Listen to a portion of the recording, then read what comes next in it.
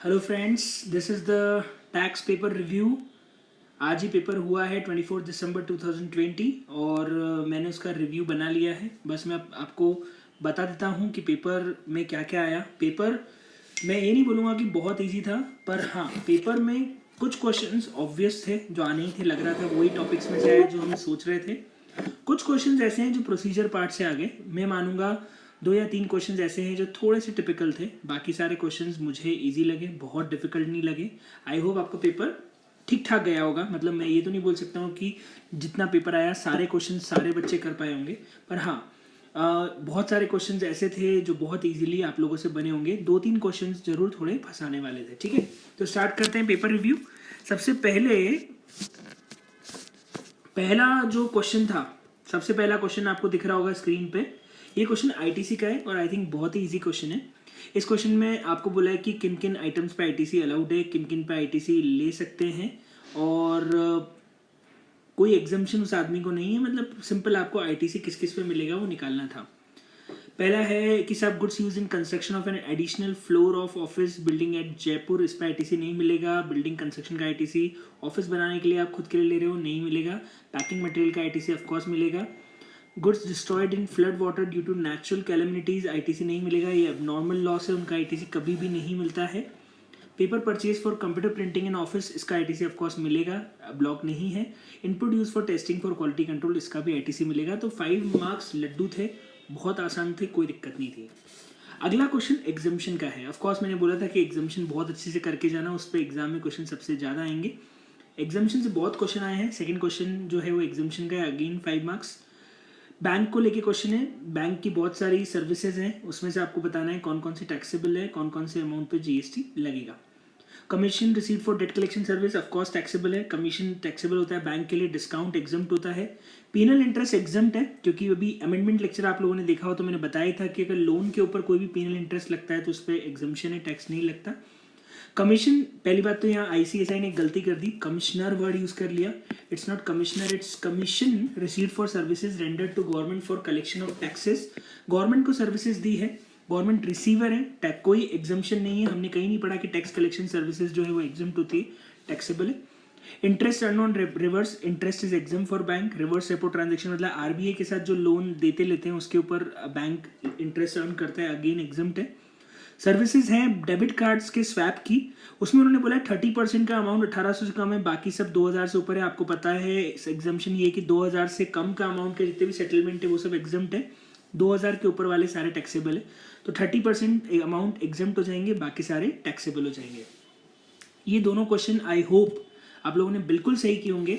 10 number के इन question में कहीं से कहीं तक कोई दिक्कत नहीं आनी चाहिए, बिल्कुल इजी थे। कोई फंसाने वाला कॉन्सेप्ट इस पूरे इन 2 क्वेश्चंस में नहीं था। अगला क्वेश्चन अगेन बहुत इजी है, कॉम्पोजिशन का। Examine the correctness and otherwise of the following statements in accordance with the provision of GST act 2017 and support your answer by giving brief reasons. Okay, composition scheme optional नहीं है, of course optional है, आपको लेनी हो तो लो। आप अगर 50 लाख का टर्नओवर भी कर रहे हैं, 60 लाख का भी कर रहे हो और आपको नहीं लेनी तो मत लो। Taxable person having same PAN can opt to pay tax under by seeking separate registration, can opt to pay tax under composition scheme by seeking separate registration for branches. क्या लिखा है सुनना, taxable person having same PAN can opt to pay tax under composition scheme by seeking separate registration for branches. यहाँ उन्होंने कहीं भी नहीं लिखा कि एक ब्रांच का कॉम्पोजिशन ले ले और एक का रेगुलर ले ले। उन्होंने बस बोला वो 2 ब्रांच का अलग अलग रजिस्ट्रेशन लेके कॉम्पोजिशन ले सकता है। जी हाँ, ऑफकोर्स ले सकता है, ये मैंने कहीं भी मना नहीं किया। मैंने बोला था एक ब्रांच में कॉम्पोजिशन और एक में रेगुलर नहीं बन सकता, पर वो सेपरेट रजिस्ट्रेशन ब्रांच वाइज लेना चाहे तो कहाँ ऐसा मना नहीं किया गया है, ले सकता है। तीसरा है taxable person will be eligible to opt for composition scheme only for 1 out of 3 or मोर। नहीं, ऐसा कुछ भी नहीं हो, सारे के लिए लेना पड़ेगा उसको। Composition scheme can be availed with taxable person effect interstate supply. नहीं, taxable person interstate supply करता तो कॉम्पोजिशन नहीं ले सकता। कंपोजिशन टैक्स कस्टमर से कलेक्ट भी नहीं हो सकता। तो ये तीसरा क्वेश्चन भी लड्डू था। 15 नंबर के शुरू के क्वेश्चंस में तो कहीं से कहीं तक आपको दिक्कत आनी ही नहीं चाहिए। ये तीनों क्वेश्चन तो बहुत ही ज़्यादा आसान थे। अगला जो क्वेश्चन है, ये क्वेश्चन अगेन एडवांस रूलिंग का है और क्वेश्चन बहुत इजी है। मैं कहीं से कहीं तक नहीं बोलूँगा क्वेश्चन बहुत टिपिकल और घुमा फिरा के आया। अगर आपने जीएसटी का एडवांस रूलिंग पढ़ा है तो आपको पता होना चाहिए कि उस केस में यहाँ पे क्या क्लॉज अप्लाई होता है। सबसे पहले मैं आपको बता दूं कि फर्स्ट क्वेश्चन तो ये आता है कि साहब वो आदमी रजिस्ट्रेशन ले या नहीं ले, मतलब उसको रजिस्ट्रेशन लेने के बाद ही एडवांस रूलिंग लेना पड़ेगा क्या, ये क्लॉज सबसे पहले इस क्वेश्चन में पूछा गया है। मैं आपको बता दूं हमने ये चीज़ पढ़ी थी कि एडवांस रूलिंग वो बंदा भी अप्लाई कर सकता है who is seeking for registration. Means it is not important कि उसने रजिस्ट्रेशन लिया ही हो, रजिस्ट्रेशन लेने वाला और जो बंदा रजिस्ट्रेशन लेने का सोच रहा है वो भी एडवांस रूलिंग जो है वो अप्लाई कर सकता है। तो ऑफकोर्स एडवांस रूलिंग अप्लाई करने से पहले उसको रजिस्टर होना कंपलसरी नहीं है। दूसरी बात आती है क्या वो प्लेस ऑफ सप्लाई और क्लासिफिकेशन का मैटर एडवांस रूलिंग के पास ले जा सकता है। ऑफकोर्स वो क्लासिफिकेशन का मैटर तो प्लेस ऑफ सप्लाई क्लासिफिकेशन का मैटर तो एडवांस रूलिंग के पास जा ही सकता है, पर प्लेस ऑफ सप्लाई का मैटर एडवांस रूलिंग के पास नहीं जाता। मैंने आपको बताया था, ये भी बात क्लास में भी लिखवाई थी कि प्लेस ऑफ सप्लाई में 2 अलग अलग जुरिडिक्शन होने के कारण इस मैटर को हम एडवांस रूलिंग के पास में नहीं ले सकते। पॉज का मैटर एडवांस रूलिंग के पास नहीं जाता है, पर हाँ क्लासिफिकेशन ऑफ गुड्स का मैटर एडवांस रूलिंग के पास ऑफकोर्स जाता है। तो इसका ये आंसर है और बहुत ईजी है। अगर आपने लेक्चर में जितना एडवांस रूलिंग मैंने पढ़ाया था अगर उसको ढंग से भी देखा होगा तो ये सारी चीज़ें उसके अंदर कवर थी, person registered or seeking for registration. दूसरा, POS is not eligible for advance ruling, ये मैटर एडवांस रूलिंग के पास नहीं जा सकता। अगला क्वेश्चन, मतलब ये 20 नंबर तो मेरे हिसाब से आपके श्योर होने चाहिए और अगला क्वेश्चन भी श्योर ही होना चाहिए, कहीं से कहीं तक टिपिकल नहीं है, बहुत ईजी क्वेश्चन है। पहला पार्ट है सब, ये अगेन एग्जामिनेशन का क्वेश्चन है, नॉट एट ऑल डिफिकल्ट। पहला, national waterways exempt, inland waterways exempt होता है, तो अगर कोई बंदा transportation of passenger by inland waterways है तो एग्जम्प्ट हो जाएगा। Air condition stage carriage taxable है, contract carriage for tourism taxable है। मुंबई से चेन्नई पोर्ट में माल जा रहा है, टूरिज्म नहीं है तो भी टैक्सेबल है भैया। वेसल से माल जा रहा है तो टैक्सेबल है। इनलैंड वाटरवेज होता है तो एग्जम्प्ट हो जाता है, लेकिन वेसल से गुड्स अगर जा रहा है तो टैक्सेबल है। मीटर्ड कैब एग्जम्प्ट है, रेडियो टैक्सी टैक्सेबल है, एयर कंडीशन कॉन्ट्रैक्ट कैरेज भी टैक्सेबल है। इतना ईजी क्वेश्चन है। एसी दिख रहा है तो वैसे ही हमने बोला था कि एसी सारे गाड़ियां टैक्सेबल होती है, चाहे वो स्टेज कैरेज हो चाहे वो कॉन्ट्रैक्ट कैरेज हो। टूरिज्म टैक्सेबल होता ही है। वाटरवेज, इनलैंड वाटरवेज एग्जम्प्ट होते हैं। मीटर्ड कैब एग्जम्प्ट होता है, लिखवाया था अच्छे से। रेडियो टैक्सी टैक्सेबल होता है, लिखवाया था अच्छे से। तो ये अगेन 5 नंबर आपके लड्डू है, मतलब अभी तक 25 नंबर तक के क्वेश्चन में तो कोई दिक्कत नहीं आ रही है। अगला है, आनंद कुमार एक रेगुलर टैक्स पेयर है, उन्होंने जीएसटीआर 1 भरा ड्यू डेट के पहले, फरवरी में उनको गलती लगी, वो जीएसटीआर 1 को रेक्टिफाई करना चाहते हैं। एक मिनट आगे और पढ़ लेता हूँ मैं।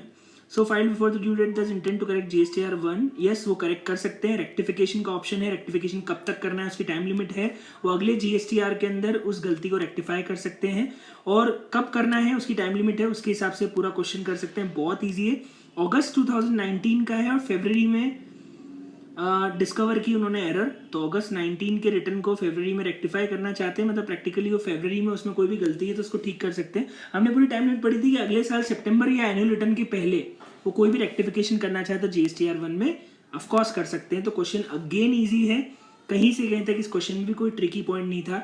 ये 5 नंबर भी पक्के थे, 30 नंबर तो आपके इजीली आ गए। ये जो अगला क्वेश्चन है 5 नंबर का, मुझे इसमें पता नहीं क्यों डाउट लग रहा है।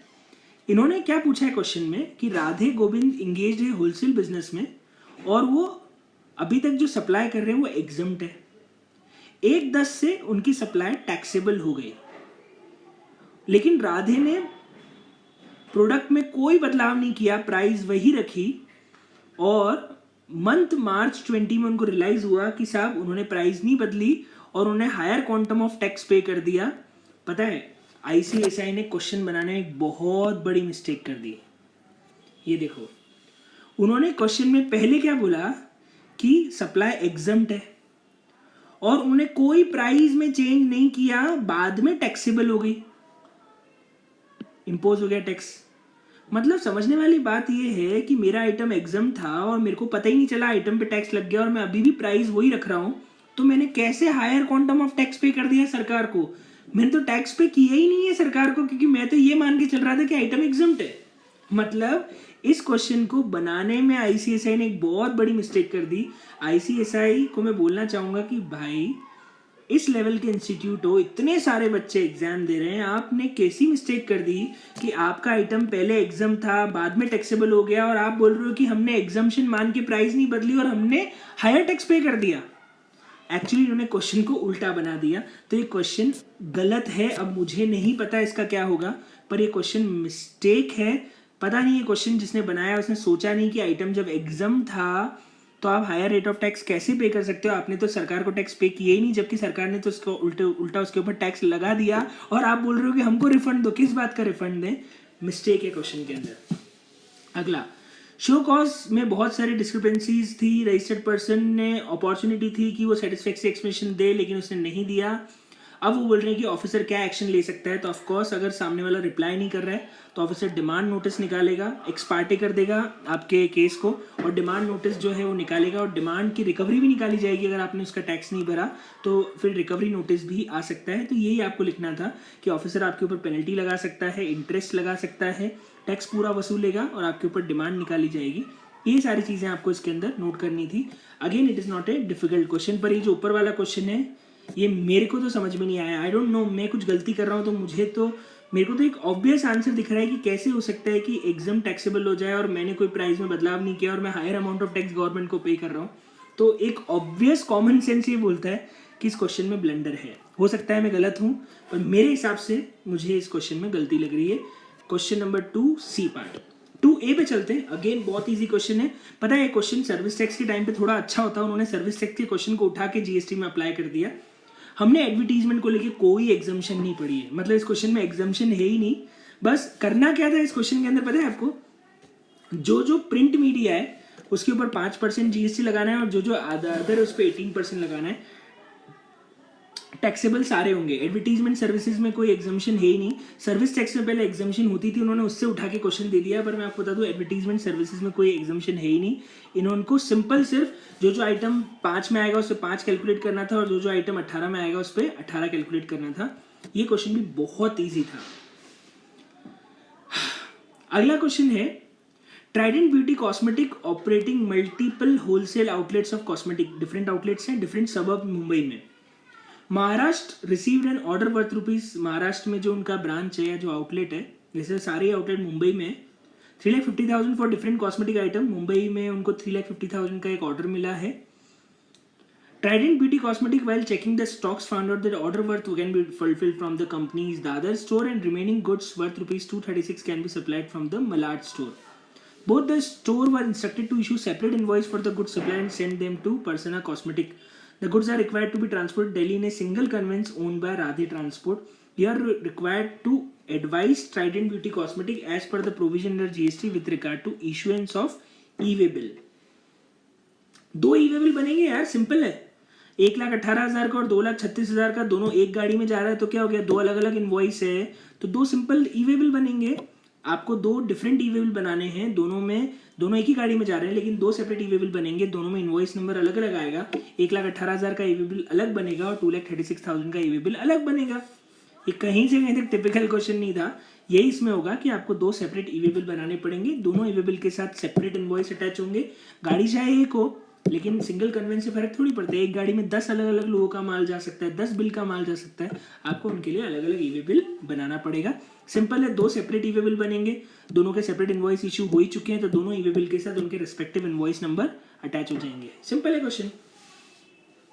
अगला क्वेश्चन भी अगेन इजी है। Show cause notice under section 70 subsection 1 is being proposed to be issued to Evergreen Farm Technology on 31/7/2023 on account of short payment of tax during 1/7/19 to 31/12, मतलब 2019 का टैक्स है, और 31/7/2023 को उन्होंने नोटिस दिया है। पहली बात तो हाँ, Evergreen Farm contented show cause notice so proposed is time barred in law. Of course ये टाइम बार्ड नहीं है, 5 ईयर का टाइम। सेकेंड, इसमें एक चीज है, 73 सबसेक्शन 1 में इशू हुआ है, लेकिन मैं आपको बता दूं 2019 का जो टैक्स पीरियड है उसका एनुअल रिटर्न का ड्यू डेट है 31 दिसंबर 2020। 31 दिसंबर 2020 से 3 साल के अंदर अगर ये 73(1) में भी जाता है तो 3 साल के अंदर आपको डिमांड आती है तो 3 साल होते हैं 31 2020 से 21 22 23, मतलब दिसंबर 2023 तक डिमांड आनी चाहिए।